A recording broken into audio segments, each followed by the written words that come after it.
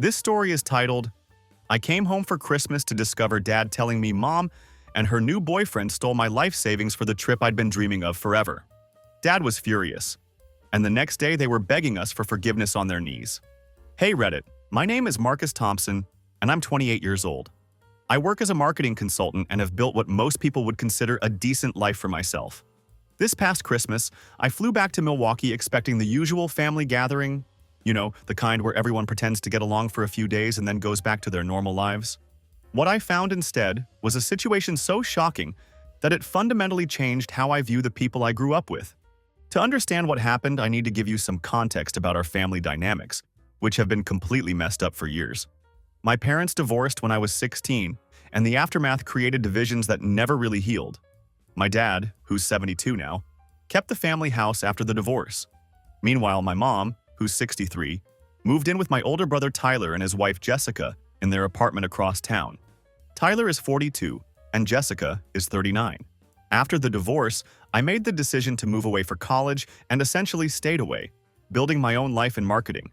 I wasn't completely absent from my father's life. I made sure to check in on him regularly through video calls and tried to visit at least once a month when possible. But I'll be honest, I was focused on establishing my career and creating some distance from all the family drama. Tyler and Jessica have always struggled financially, but not because they couldn't find work or had legitimate hardships. The problem was that they absolutely refused to live within their means. They were constantly buying designer clothes they couldn't afford, driving luxury cars that stretched their budget to the breaking point, and taking lavish vacations that they paid for with credit cards. It was like they were living in a fantasy where money was unlimited. What made this situation worse was that they'd been constantly borrowing money from my dad since their wedding 12 years ago. It started small, just a couple $100s here and there for what they claimed were emergencies. But over time, those requests became increasingly larger sums that somehow never seemed to get repaid.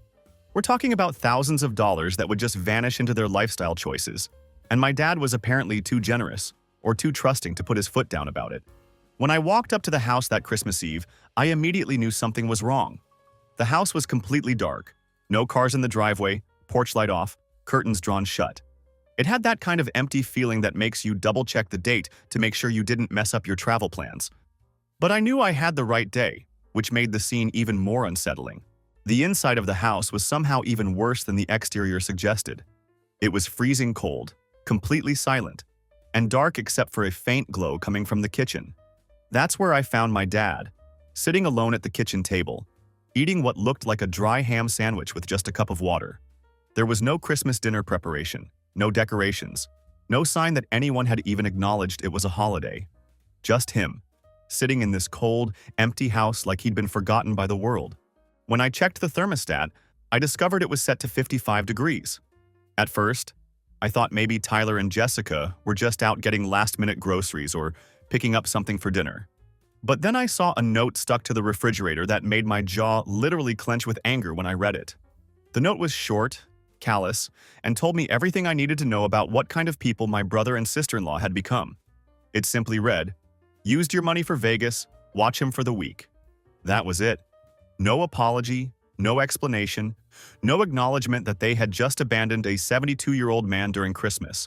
They had taken the money I had specifically sent for our holiday dinner and gifts, $750, that I had transferred directly to my dad's account with a clear note marking it as holiday dinner funds, and blown it all on a spontaneous trip to Las Vegas.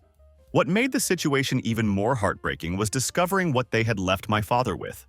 When I opened the refrigerator to see what food was available, I found basically nothing except some bread, a jar of peanut butter, and a few slices of expired turkey. That was supposed to sustain him for an entire week while they lived it up in Vegas with money that was meant to give him a proper Christmas dinner. When I first asked my dad if he was okay, he didn't say much. He just nodded in that quiet way that told me he was trying to hold everything together. But then he leaned in close to me and whispered something that sent a chill down my spine. "They'll regret this." There was a clarity in his eyes that I hadn't seen in years, like he had been waiting for exactly this moment when someone would finally witness what had been happening to him. I made the decision not to get outwardly angry, even though I was furious inside. Instead, I focused on taking care of what needed immediate attention. I made sure my dad got a hot meal, turned the heat back on to a reasonable temperature, and properly set up his bedroom so he could be comfortable. While I was using my phone to order groceries for delivery, I happened to notice that my dad had an alert from his banking app on his phone. The notification showed that there were insufficient funds for his automatic mortgage payment to go through. That's when I realized this situation was much worse than just a ruined holiday. This wasn't just about them being inconsiderate or selfish. There was something systematically wrong with how they had been treating my father financially. The pieces started falling into place, and I knew I needed to dig deeper to understand the full scope of what had been happening. I wasn't about to give Tyler and Jessica the reaction they were probably expecting when they returned. I had something much better in mind than just yelling at them or giving them a lecture they would ignore. Over the next 4 days, while they were presumably gambling away money that should have been feeding my father, I started conducting my own investigation. This wasn't random curiosity. I had actually been harboring suspicions about their behavior for quite a while. Last spring, I had quietly installed some basic security cameras around the house. They were just standard home security equipment that synced to my phone. Nothing too sophisticated. My dad knew about them, but I had deliberately not mentioned their existence to the rest of the family. I had installed this system after noticing during previous visits that some of my dad's possessions were mysteriously disappearing. Items like his silver watch from his retirement, my mother's old wedding ring that he had kept for sentimental reasons, and even some of his prescription medications had simply vanished without explanation. Now, I had the time and motivation to really investigate what had been going on. I went through bank statements that were left in drawers, checked the Wi-Fi browsing history on the router, and looked through mail that had been piling up. Each piece of information I found told part of a bigger, more disturbing story, and none of it painted Tyler and Jessica in a good light. As I pieced together the evidence, a clear and disturbing pattern began to emerge. Every few weeks, Tyler and Jessica would drive over from their apartment to visit my dad.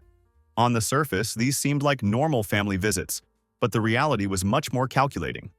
They would raid his refrigerator, taking food back to their place, and do their laundry using his machines to save money on utilities at their own apartment. But the most troubling part was that somehow, after each of these visits, my dad's bank account would be mysteriously lighter than it was before they arrived. My mother was enabling all of this behavior, constantly telling my dad that he needed to help the kids out financially. Meanwhile, she was also pocketing cash directly from his wallet when she thought no one was looking. The whole family had apparently turned my father into their personal ATM, and he was either too trusting or too intimidated to put a stop to it. I started remembering specific incidents from my previous visits that now made much more sense in this context. About 8 months ago, Tyler had shown up at the house driving a brand new BMW X5, acting like he had gotten some major promotion at work. When my dad admired the car, Tyler had casually tossed him the keys and said, "Take it for a spin, old man, just don't scratch it." My dad had politely declined, saying his arthritis was acting up and he didn't feel comfortable driving such an expensive vehicle. Later that same night, I had overheard Tyler on a phone call, though at the time, I didn't fully grasp the significance of what he was saying. He was telling someone how he had squeezed another $6,000 from the retirement fund, and that the old man didn't suspect a thing. The retirement fund he was referring to was my dad's pension account, which Tyler had somehow managed to gain access to without my father's knowledge or proper authorization. There was another incident that stood out in my memory involving Jessica and their 19-year-old daughter Chloe. They had come over for Sunday dinner, and my dad had spent the entire day cooking a beautiful roast. But when Jessica took one look at the meal, she announced that it wasn't organic and therefore not suitable for their dietary standards. Without asking for permission or even discussing it, she used my dad's credit card to order expensive delivery food instead.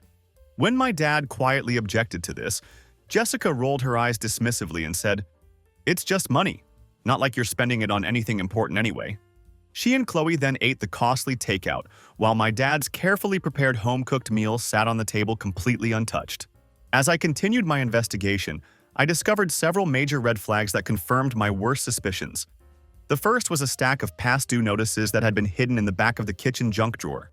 These were bills that my dad apparently couldn't afford to pay, despite the fact that his pension should have been more than adequate to cover his basic living expenses. The second red flag was a collection of credit card statements in my dad's name, but showing charges for high-end electronics, designer clothing, and fancy restaurants that he would never visit. Someone had clearly been using his credit cards without his knowledge or consent, racking up thousands of dollars in debt for luxury items he never saw. The third major warning sign was the browser history on his computer, which showed repeated searches for payday loans and reverse mortgages. This suggested that my dad was being pressured or manipulated into exploring desperate financial options to keep up with the demands being placed on him. The house itself was showing physical signs of this financial neglect. The furnace filter hadn't been changed in over a year, which was affecting the heating efficiency and probably contributing to the high utility bills. The gutters were completely clogged with debris, and the lawnmower in the garage had accumulated a thick layer of dust that suggested no one had touched it in months. This was particularly troubling because my dad was paying Tyler $250 every month, specifically for property maintenance and yard work. The most heartbreaking discovery I made was a folder containing medical bills that showed my dad had been skipping his cardiology appointments. He had missed his last 3 visits with his heart doctor, and the reason became clear when I saw that each appointment required a $55 copay that he apparently couldn't afford. Meanwhile, there was a $400 charge on his Visa card from just 4 months earlier for Chloe's Sweet 18 photo shoot, an extravagant expense that they had prioritized over my father's essential medical care. Throughout this entire investigation, my dad watched me methodically collect and organize everything on the dining room table. He didn't seem surprised by anything I was finding. He just nodded quietly, as if he had been waiting for someone to finally notice what was happening to him. When I asked him directly how long this had been going on, his answer was both simple and devastating. Years. He explained that it had started small, with just a few dollars here and there that seemed insignificant at the time. But everything got dramatically worse after Tyler married Jessica. My mother had convinced him that helping them financially was just what family members do for each other, that it was normal and expected. Tyler always has some emergency, my dad told me with resignation in his voice. Car trouble, medical bills, home repairs. Last month it was Chloe's college fund. They said they needed to secure her spot at Northwestern University. The more I uncovered, the angrier I became, but I kept my emotions controlled and my approach methodical. I made photocopies of every document, took pictures of important evidence, and downloaded all the relevant footage from the security cameras. By the 4th day of my investigation, I had accumulated enough evidence to make any lawyer very interested in taking this case. I was able to pull up camera footage from Thanksgiving that perfectly illustrated their behavior patterns. The video showed Tyler and Jessica arriving 3 hours late to dinner, staying just long enough to eat the meal my dad had prepared, and then loading up multiple containers with all the leftovers before leaving abruptly. When I asked my dad about this, he told me they had claimed they were meeting friends for dessert somewhere else. But the kitchen camera had also captured Jessica rifling through my dad's checkbook while my mother deliberately distracted him in the living room. We were just finishing lunch on the 4th day when the pounding started at the front door. It was frantic, angry knocking accompanied by muffled shouting, and I immediately recognized Tyler's voice rising above the others. I quickly checked the security camera feed on my phone to see what we were dealing with.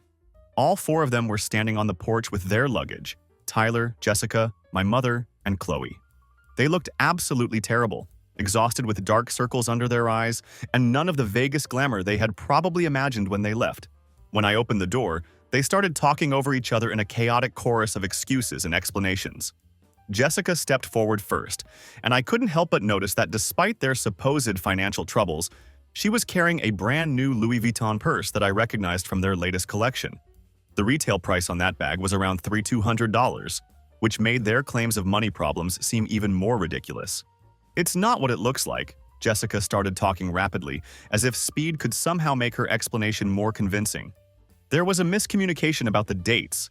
We didn't think you'd actually show up for Christmas this year." Instead of responding to her excuses, I simply moved aside so they could see into the house.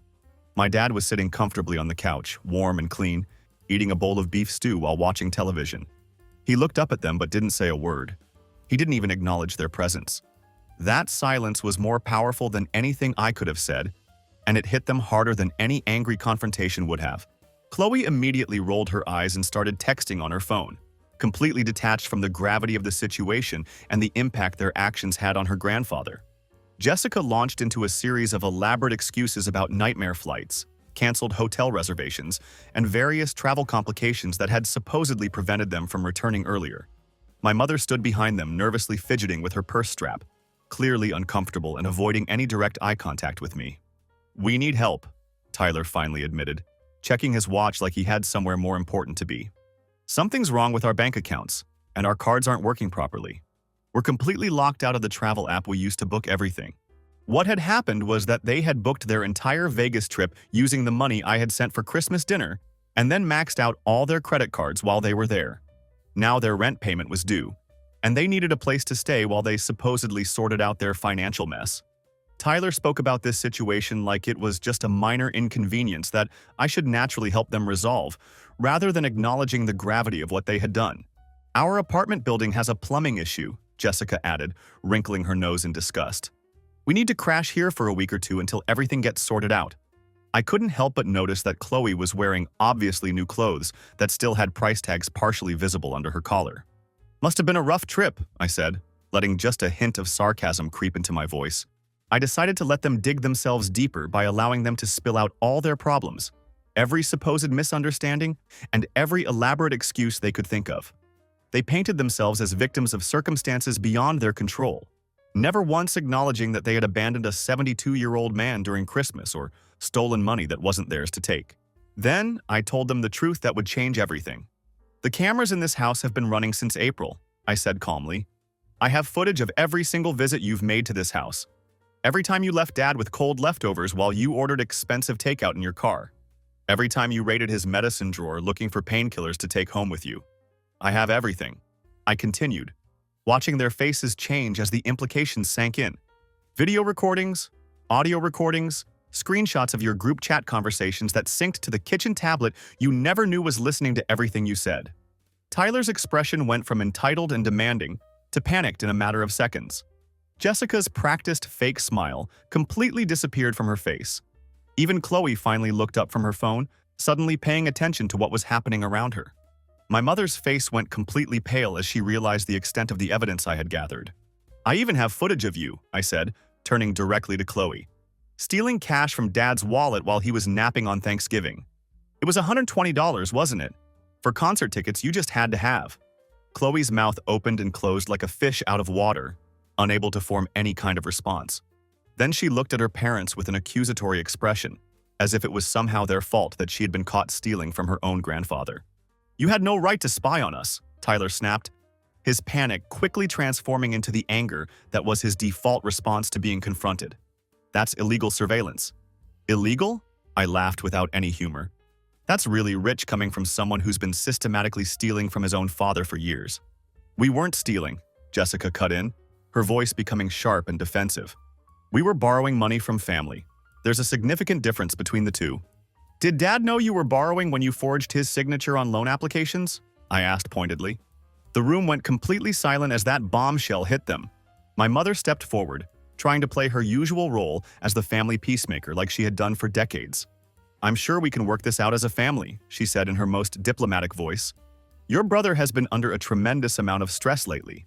"Don't," I said firmly, cutting her off before she could continue with her manipulative routine. "You're just as guilty as they are. I have footage of you taking cash from Dad's wallet while he was napping. You knew exactly what was happening, and you participated in it." Tyler lunged at me then, grabbing my shirt with both hands. "You self-righteous piece of," he started to say, but I pushed him back hard before he could finish the insult. He stumbled backward into the coffee table, knocking over a lamp in the process. "Don't touch me," I said, and my voice was completely calm, which seemed to unnerve him more than if I had started yelling back at him. Jessica immediately started screaming about how ungrateful I was and how they had been taking care of Dad while I was off living my own life in another city. Chloe joined in, saying that I was ruining everything and that I was just jealous of their vacation. My mother kept trying to physically step between us, pleading for everyone to calm down and act like civilized adults. Throughout this entire confrontation, my dad just sat there on the couch, watching it all unfold with a completely unreadable expression on his face. "Get out," I finally said, my voice cutting through all their protests and excuses. "All of you need to leave this house right now." "You can't kick us out of Dad's house," Tyler sneered, trying to regain some sense of authority in the situation. "This isn't your property, and you don't have any legal right to make that decision." "Actually," I said, pulling out my phone to show them something that would completely change the power dynamic. "As of this morning, I have a temporary power of attorney over Dad's affairs. He signed the papers 3 weeks ago, just in case something exactly like this happened." "You're bluffing," Jessica said, but I could hear the uncertainty creeping into her voice as she realized I might be telling the truth. I showed them the official document on my phone screen, watching as their confidence continued to crumble. "The house is completely off limits to all of you from this point forward. The bank accounts are frozen pending investigation. And that luxury SUV you've been borrowing whenever you want? I reported it stolen this morning. That's our car, Jessica protested loudly, but her argument sounded weak even to her own ears. Really? I responded. Because according to the registration, it's in Dad's name. The title is in his name. The insurance policy is in his name. But somehow the monthly payments have been coming out of his bank account while you've been driving it around like you own it.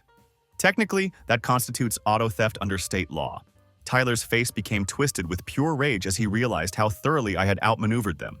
He took another threatening step toward me, his fists clenched at his sides, clearly ready to escalate this to physical violence. Try it, I said calmly, making it clear that I wasn't intimidated by his posturing. My mother started crying then, begging all of us to stop fighting and try to work things out like a family should. Jessica grabbed her expensive purse, suddenly in a big hurry to get out of there before the situation got any worse. Chloe angrily slammed her phone into her pocket and glared at me with pure hatred before stomping toward the door.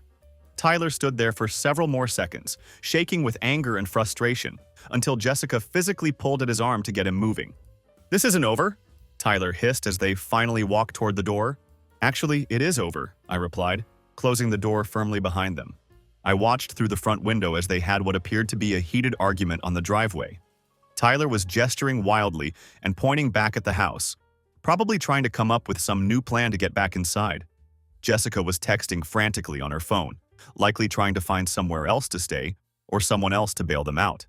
My mother was wiping her eyes with a tissue, looking completely lost and overwhelmed by everything that had just happened.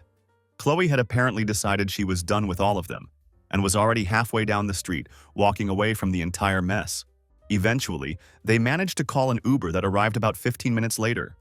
I continued watching as they piled their luggage into the car and drove away, probably heading back to their apartment to figure out their next move.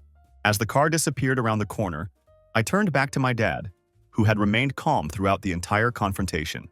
"You okay?" I asked him, concerned about how all this drama might have affected him. He nodded slowly, and then surprised me completely with what he said next. "There's something else you need to see." He stood up from the couch and motioned for me to follow him. But instead of heading to the basement as I had expected, he led me to his bedroom. He went directly to his closet, moved aside some old storage boxes, and revealed a small floor safe that I had never noticed before in all my years living in this house.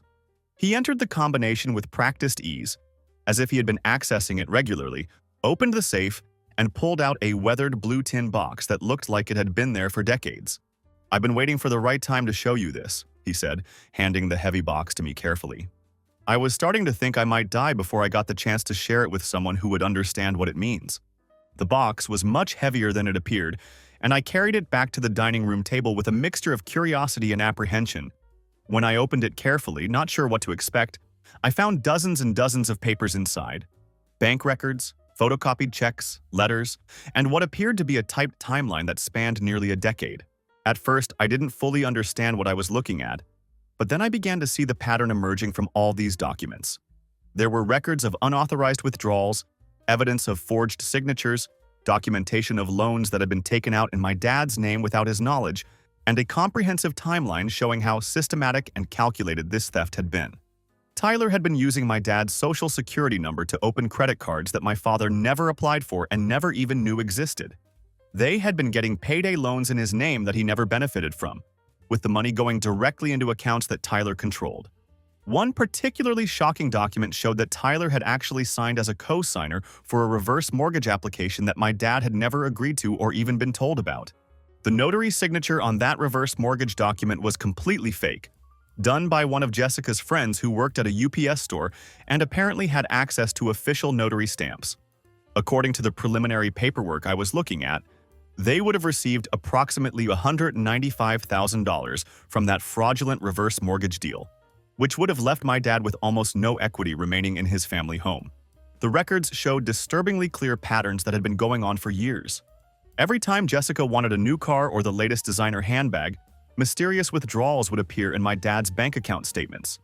Whenever Chloe needed expensive clothes for school or wanted the latest smartphone, Tyler would forge my dad's signature on yet another loan application. My mother's name appeared repeatedly throughout these documents as well, listed as a witness on papers that my dad had never actually seen, let alone signed. One particularly damning piece of evidence was a life insurance policy that had been taken out on my dad about 2 years ago. Tyler was listed as the sole beneficiary on this policy, and it included a clause that specifically covered accidental death while excluding suicide. The monthly premium payments of $280 were being automatically withdrawn from my dad's checking account without his knowledge or consent. "How long have you been collecting all of this evidence?" I asked, completely stunned by the meticulous level of documentation he had assembled. "4 years," my dad replied matter-of-factly. "After your mother moved in with Tyler and Jessica, things got significantly worse around here. She would come over to visit, deliberately distract me with conversation, and meanwhile they would go through all my important papers and documents. That's when I started making photocopies of everything and keeping my own records." "Why didn't you tell me about this sooner?" I asked, flipping through credit card statements that showed charges at high-end restaurants and designer boutiques that my dad would never visit. "I was embarrassed at first," he admitted with obvious shame in his voice. "I couldn't believe that my own son would actually do something like this to me. Then later, I became worried about what Tyler might do if he was directly confronted about it. He's always had a serious temper, and last year, after I questioned why he needed money sent directly to him instead of just helping with specific bills, he actually used some of the money I had given him to pay for a consultation with an attorney. For 4 years, my dad had been methodically building his case against them, piece by piece, waiting patiently for a moment exactly like this when someone would finally be in a position to help him take action. Tyler always thought he deserved more than you did," my dad said quietly, his voice filled with years of disappointment. "Even when you were both kids, he was always taking things from others and never giving anything back." I found a handwritten note that my dad had written to himself after a particularly bad incident that had happened last year. Tyler had come over asking for $3,500 for what he claimed were emergency car repairs. When my dad had hesitated and asked some questions about the repairs, Tyler had suggested that perhaps my dad was starting to develop dementia and should seriously consider moving into some kind of more supervised living arrangement. "Dad, I have to ask again. Why didn't you tell me about any of this sooner?" I pressed him, trying to understand how this had gone on for so long without me knowing. "They threatened to cut me off completely from the family." He sighed heavily. "No more visits from Chloe, no phone calls, nothing. I thought maybe I could handle the situation myself and somehow fix it without involving you or the authorities." I realize now that I was completely wrong about that. There was another document in the box that immediately caught my attention. A medical power of attorney form with Tyler's name filled in as the designated decision-maker. The document was dated just 4 months ago, and my dad's signature looked shaky and forced, completely different from his normal handwriting. "Did you actually sign this document?" I asked, holding up the suspicious paperwork. My dad shook his head firmly and decisively. "Tyler brought that over one day when I was really sick with pneumonia and could barely get out of bed. He said it was just routine insurance paperwork that needed to be updated for my medical records. I refused to sign it because something didn't feel right about it. He must have forged my signature on it afterward and filed it somewhere. I added this document to the growing pile of evidence we were accumulating. Is there anything else I should know about?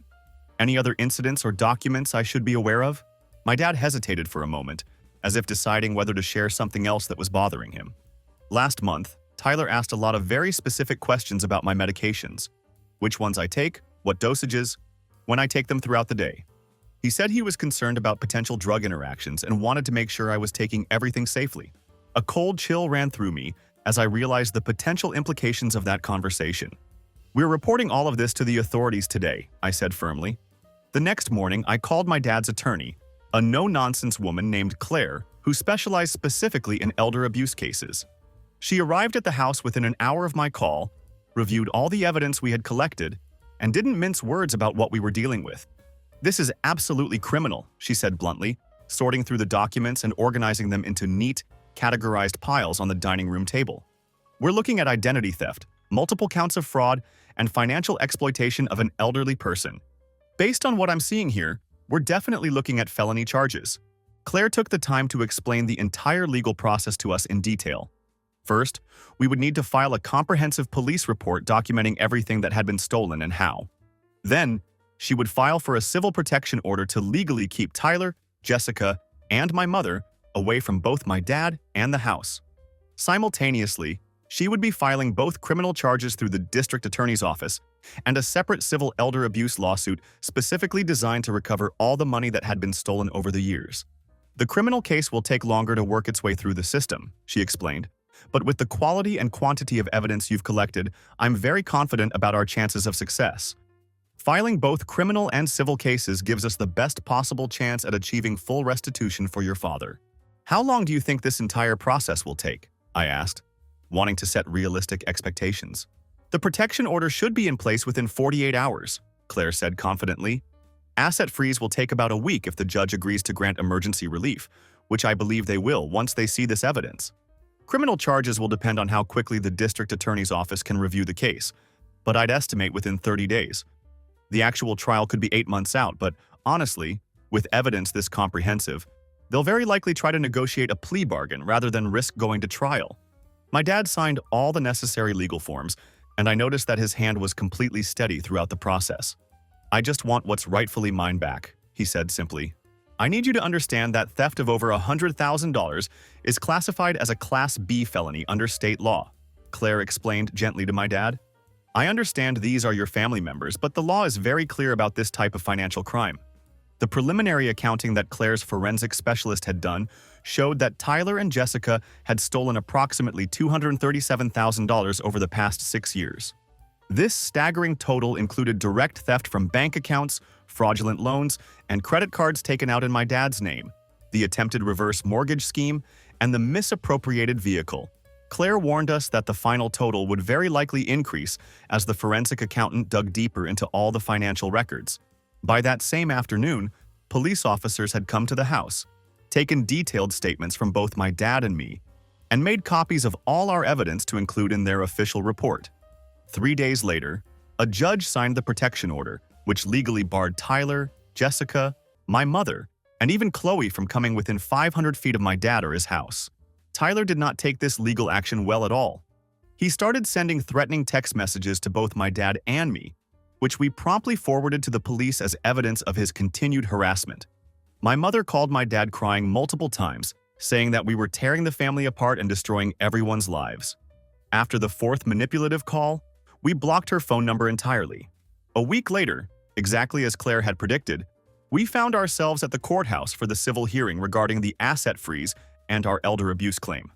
Claire had strategically filed both a criminal complaint and a separate civil elder abuse lawsuit simultaneously to maximize our chances of recovering the full amount that had been stolen. The judge carefully reviewed all our evidence and granted the emergency relief we had requested, immediately freezing Tyler and Jessica's bank accounts pending a more thorough investigation. This was all happening even before any formal criminal charges had been filed through the district attorney's office. As we walked out of the courthouse feeling victorious, Jessica was waiting for us in the marble hallway.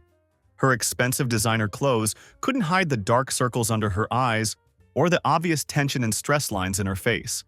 She completely lost control when she saw me approaching. "You coward!" she shouted at the top of her lungs, pointing an accusatory finger directly at me. "You're destroying our entire lives over absolutely nothing." Her voice echoed dramatically through the marble hallway, causing everyone nearby to turn and stare at the commotion. I kept walking steadily toward the exit, but Jessica followed me aggressively, her high heels clicking loudly and angrily on the polished floor. "We took care of him for years while you were completely gone," she hissed, speaking loud enough for everyone in the hallway to hear her accusations. "You show up for one single holiday and suddenly you think you're son of the year?" I stopped walking and turned to face her directly. "You left him alone on Christmas Eve with a sandwich and a note," I said calmly. "That's not taking care of anyone." "It was just money," she said, her voice rising to an almost hysterical level. "Just stupid money that he wasn't even using for anything anyway. He wanted to help us succeed. He told us so himself." A court security guard started moving in our direction, clearly noticing the escalating situation. Jessica saw him approaching and decided to raise her volume even more, apparently thinking that making a bigger scene would somehow help her cause. "You think you're so much better than the rest of us?" she screamed, her face becoming increasingly contorted with rage. "Tyler told me you were always the golden child, Daddy's precious favorite. Well, guess what? He complained about you constantly, how you never visited, how you completely abandoned him when he needed you most." Her face was completely twisted with hatred now, and her mascara was starting to run down her cheeks from the intensity of her emotions. People throughout the courthouse hallway were openly staring at this public meltdown, some even pulling out their phones to record the drama. "You're nothing but a vindictive little," she started to say, But the court officer cut her off firmly before she could finish her insult. "Ma'am," he said in an authoritative voice, "you need to either lower your voice immediately or leave this building entirely." Jessica spun around to face the officer, her anger now directed at him. "Do you have any idea what this man is doing to us?" she demanded. "He's completely ruining our lives over nothing. We can't even afford to buy groceries for our family." "That's not my concern, ma'am," the officer replied professionally. "This is a courthouse and you need to conduct yourself appropriately or you'll be removed." Jessica looked back at me one final time, and the hatred in her eyes was absolutely chilling. "This isn't over," she spat, echoing the exact same threat that Tyler had made just days earlier. Then she stormed off toward the exit, nearly knocking over an elderly woman in her rush to leave the building. Claire, who had witnessed this entire scene unfold, put a reassuring hand on my shoulder. "This is exactly why we made sure to get that protection order," she said quietly. "They're completely unraveling, and people who are this desperate can become unpredictable and potentially dangerous." 3 weeks after the asset freeze had been put in place, my mother showed up at the house completely unannounced. I was in the kitchen making lunch when I happened to see her through the window, standing alone on the front porch and looking smaller and more fragile than I remembered from our last encounter. Against my better judgment and despite the protection order, I decided to open the door and hear what she had to say. "You're violating the protection order by being here," I said without any preamble, making it clear that I wasn't going to pretend this was a social visit. "I know I am," she replied, her voice barely above a whisper. "But I had to talk to you in person. Please, just give me a few minutes." I didn't invite her inside or make any gesture of welcome. I simply stood in the doorway with my arms crossed, making it clear that this conversation would be brief. "You have 5 minutes," I said. She nodded gratefully and clutched her purse tighter. "I've been doing a lot of thinking lately about when you were just a little boy," she began, clearly trying to use nostalgia as an emotional manipulation tactic. "Do you remember how you and Tyler used to play together in the backyard? Those little forts you would build out of cardboard boxes and old sheets? You were always so good to him, always looking out for your big brother, even though he didn't always deserve that kind of loyalty from you." I didn't respond to her attempt at emotional manipulation, so she continued with her rehearsed speech. "He's not fundamentally a bad person," she continued, her voice taking on a pleading quality. "He's just made some serious mistakes along the way, and we all have made mistakes in our lives. Nobody's perfect." "Stealing over $237,000 from his own father isn't a mistake," I said flatly. "It's a calculated pattern of criminal behavior, and it's classified as a felony under state law." She physically flinched at my blunt response but pressed on with her manipulation attempt. "It wasn't really like that," she insisted. "He was just borrowing money from family when he needed help. Things got out of hand over time, but his intentions weren't malicious. Tyler has always struggled with managing money responsibly. You know that about him. He needs professional help and support, not criminal punishment. What he needs is to face the consequences of his actions," I corrected her firmly. "Please," she said, and her voice cracked with what appeared to be genuine emotion. "This should be a private family matter that we handle ourselves. We shouldn't be involving lawyers and courts and police in our personal business. Your father would never have wanted things to escalate to this level of legal action. He loved Tyler deeply, and he loved all of us as a family."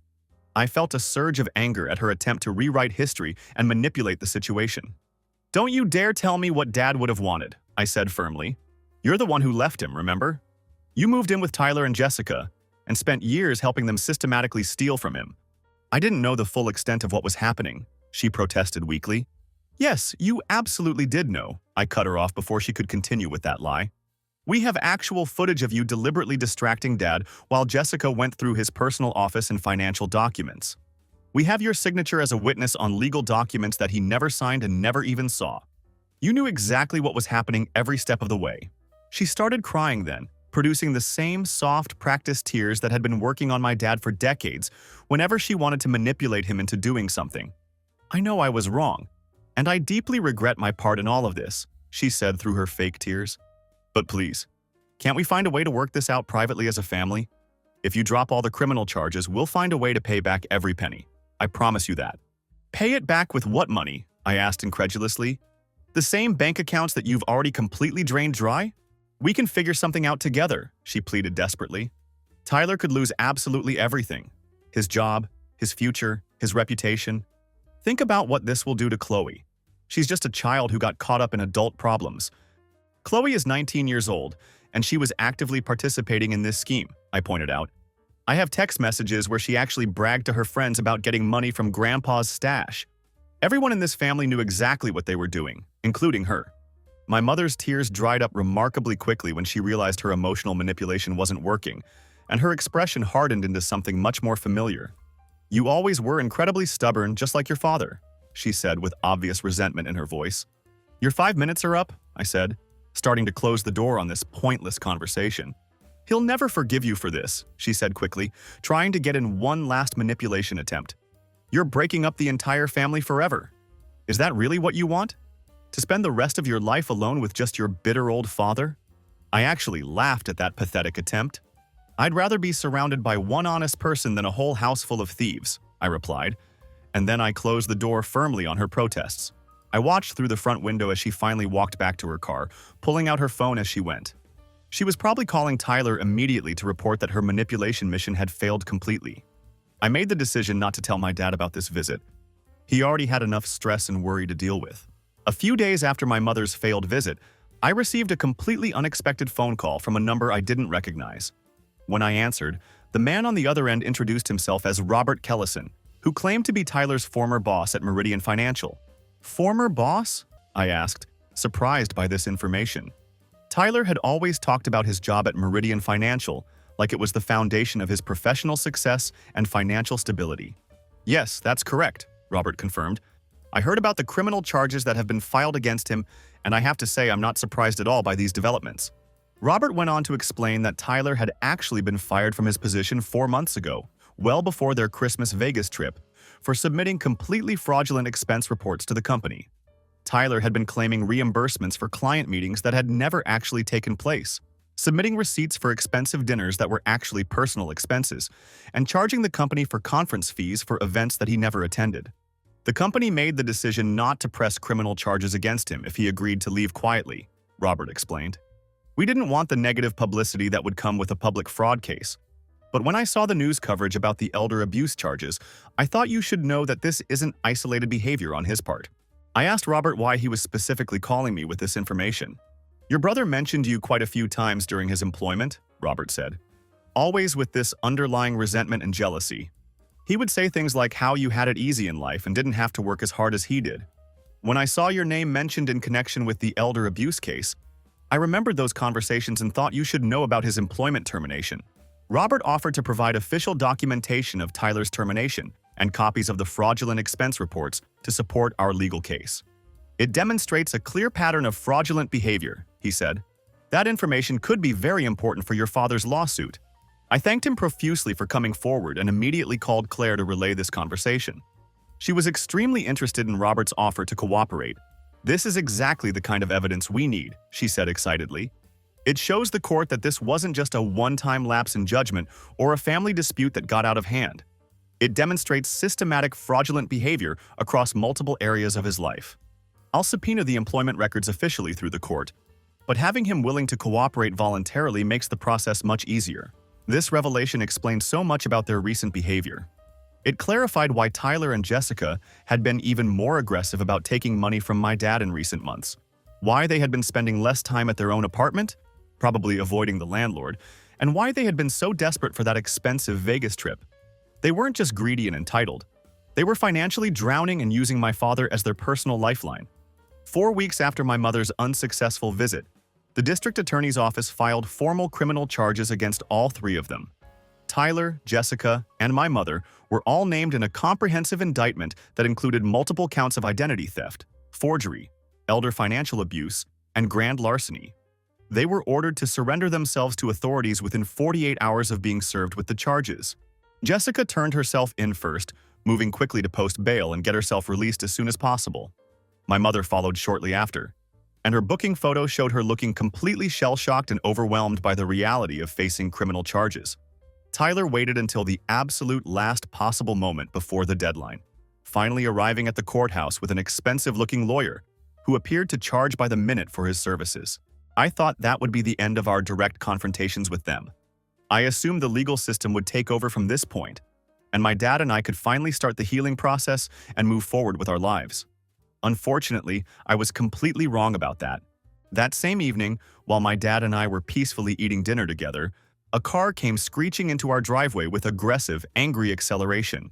I recognized the distinctive engine sound immediately. It was Tyler's BMW. My dad heard it too, and I watched his fork pause halfway to his mouth as the reality of the situation sank in. "Stay here at the table," I told him firmly, standing up from my chair. "I'll handle whatever this is." Before I could even reach the front door, violent pounding began. Angry, aggressive hits that actually shook the door frame and made me worry about the structural integrity of the door itself.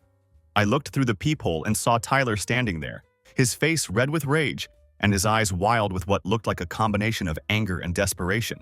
"I know you're in there," he shouted loud enough for the neighbors to hear.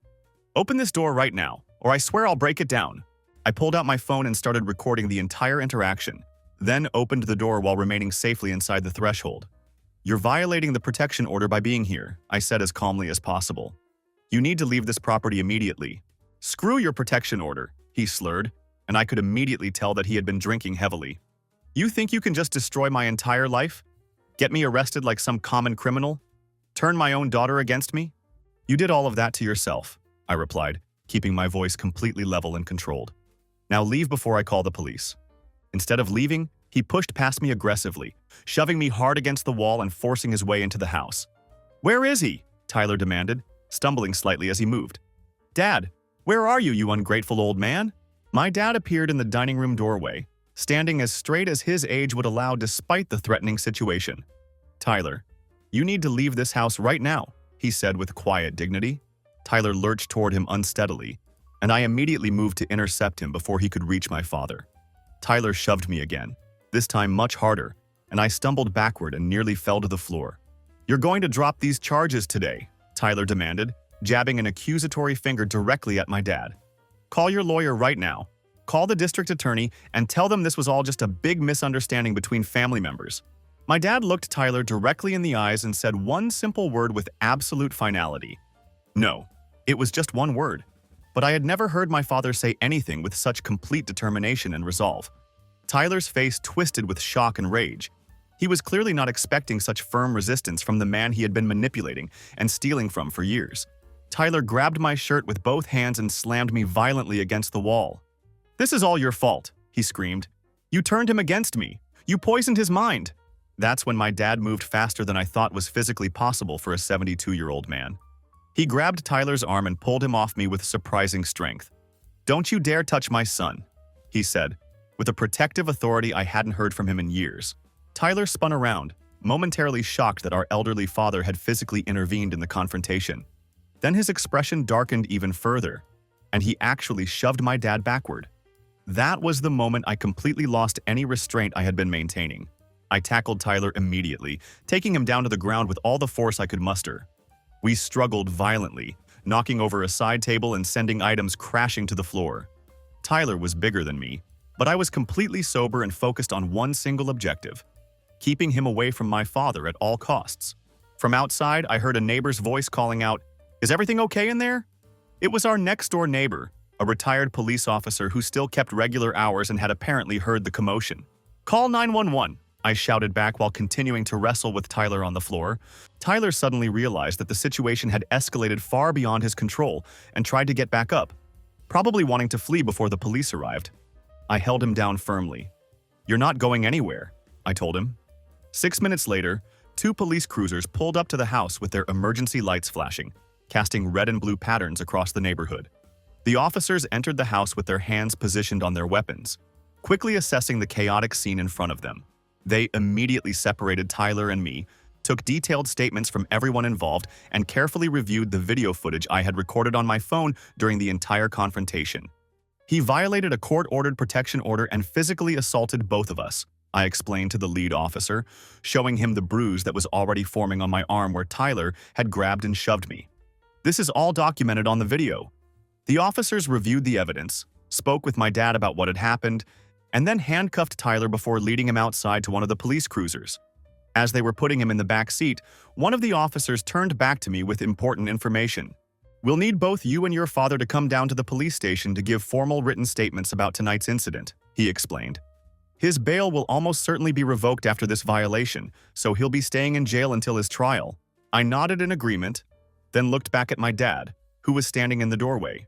He had a small cut on his forehead where he had hit the wall during the struggle, but otherwise he appeared to be physically intact and emotionally stable. "Are you okay?" I asked him, concerned about how this violent confrontation might have affected him.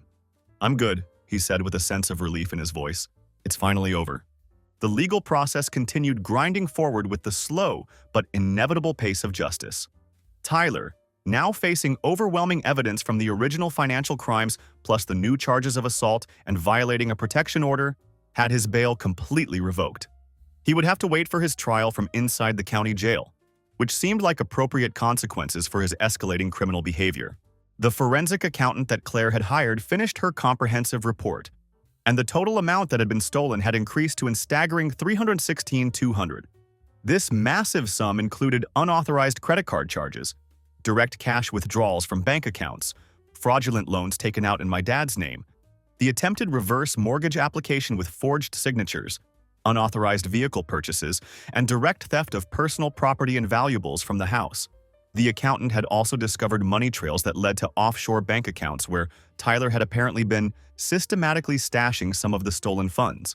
These weren't huge amounts compared to the total theft, but they provided clear evidence of deliberate planning and criminal intent rather than just poor financial decisions or family misunderstandings. 3 months after Tyler's arrest for violating the protection order, he finally accepted a plea deal rather than risk going to trial with such overwhelming evidence against him. He was sentenced to 4 years in state prison followed by 6 years of probation, and he was ordered to pay full restitution to my father. My mother received a much lighter sentence of 18 months probation and community service, since her role was deemed less central to the overall scheme, though still significant. She was required to repay $47,500 of the stolen funds as part of her sentence. Jessica fought the criminal charges much longer than the others, probably hoping that some technicality would save her, but she eventually accepted a plea deal of her own. She received 2 years in prison and was also ordered to pay restitution. Unlike Tyler, who was immediately sent to jail, Jessica was allowed to remain free until her official sentencing date arrived.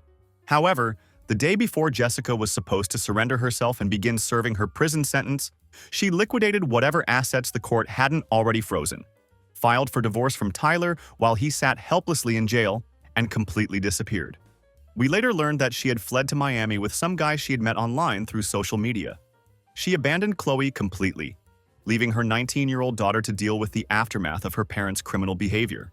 A warrant was immediately issued for Jessica's arrest, but Florida authorities hadn't been able to locate her yet, despite having leads about her general whereabouts. Chloe, being 19 years old, wasn't charged with any criminal offenses despite her knowledge of what had been happening and her participation in spending the stolen money. The district attorney's office considered her a young adult who had been negatively influenced by her parents' criminal behavior rather than treating her as a willing participant in the fraud scheme. Although everyone involved knew that she had benefited from and been morally complicit in the theft, she was only ordered to complete 250 hours of community service and attend mandatory financial ethics counseling. The civil judgment from my dad's elder abuse lawsuit was substantial and comprehensive. The court ordered $316,200 in stolen funds, plus accumulated interest and punitive damages, bringing the total judgment to $412,000. The court also ordered the immediate sale of any remaining assets that Tyler and Jessica owned, garnishment of any future wages they might earn, and liens against anything they might acquire in the future. They would essentially be paying my dad back for decades to come. About 4 weeks after Jessica had disappeared and vanished into thin air, I received an unexpected email from a woman named Monica, who identified herself as Jessica's estranged sister. I had only met Monica once before, briefly at Tyler and Jessica's wedding years ago, so I was surprised to hear from her after all this time. "I saw the news coverage about Jessica skipping town before her sentencing," she wrote in her email. "I have to say I'm not surprised at all by this behavior. She's done this exact same thing before." Intrigued by what she meant, I called Monica that evening to learn more about Jessica's apparent history of running away from consequences. Over the phone, she explained that Jessica had a well-documented pattern of financial manipulation and fraud that dated all the way back to her teenage years. She completely cleaned out our parents' retirement fund when she was just 22 years old, Monica told me with obvious pain in her voice. She convinced them to add her name to all their bank accounts under the pretense of helping them manage their finances more effectively. 8 months later, every penny was gone, and Jessica had disappeared without a trace. She did the exact same thing to her first husband before she ever met Tyler. Monica explained that she hadn't spoken directly to Jessica in years because of these past incidents, but she still had mutual acquaintances who occasionally kept her informed about Jessica's activities. One of these mutual friends had recently spotted Jessica in Miami, posting photos of beach days and expensive shopping sprees on a private social media account that she thought no one from her past could see. "I have her current address in Miami," Monica said. "I know it's the right thing to do to give this information to you and the authorities." She went on to explain that she had always felt guilty for not warning Tyler about Jessica's criminal history when they first got engaged. "I actually tried to tell him once at their engagement party," she said. "But Tyler thought I was just being a jealous sister trying to cause drama. After that confrontation, I decided to stay away from both of them." I thanked Monica profusely for coming forward with this crucial information and immediately forwarded everything she had given me to Claire, our attorney. Within just a few days, Claire had coordinated with Florida law enforcement authorities and had Jessica's warrant upgraded to include charges of flight to avoid prosecution. The evidence of Jessica's previous scams helped establish a clear pattern of criminal behavior that would significantly strengthen our case against her. "This information is extremely helpful for our legal strategy," Claire explained to me. "It shows the court that this wasn't an isolated incident or a one-time lapse in judgment, but rather part of a calculated long-term pattern of fraudulent behavior. If the authorities manage to find and arrest her, this history will significantly impact her final sentencing." 4 weeks later, Jessica was finally arrested at a high-end boutique in Miami while shopping for expensive designer clothes. Her new boyfriend apparently had no idea about her criminal history and quickly distanced himself from her when he learned the truth about why she was wanted by law enforcement. She was extradited back to our state to face her original sentence, plus additional charges for attempting to flee prosecution. Throughout this entire ordeal, my dad remained remarkably calm and composed. The explosive anger that I had expected to see never materialized. Instead, there was just a quiet resignation and a deep sadness about what his family had become and what they had put him through. 4 months after that fateful Christmas Eve when I had first discovered the extent of their theft, my dad and I were sitting peacefully on the front porch of his house. The neighborhood was completely calm for the first time in months. No strange cars parked suspiciously up the street, no anxiety every time someone knocked on the door, no fear about what family member might show up to cause more drama. My dad handed me a thick envelope that felt heavy and official. Inside were property transfer papers for the house, his investment accounts, and essentially everything he owned. He had already filed all the necessary paperwork with the county to make the transfer official and legal. "This house has almost been taken away from me twice now," he said thoughtfully. "Once by the bank when I was struggling financially, and once by my own son and his criminal behavior. I'm not going to let that happen again."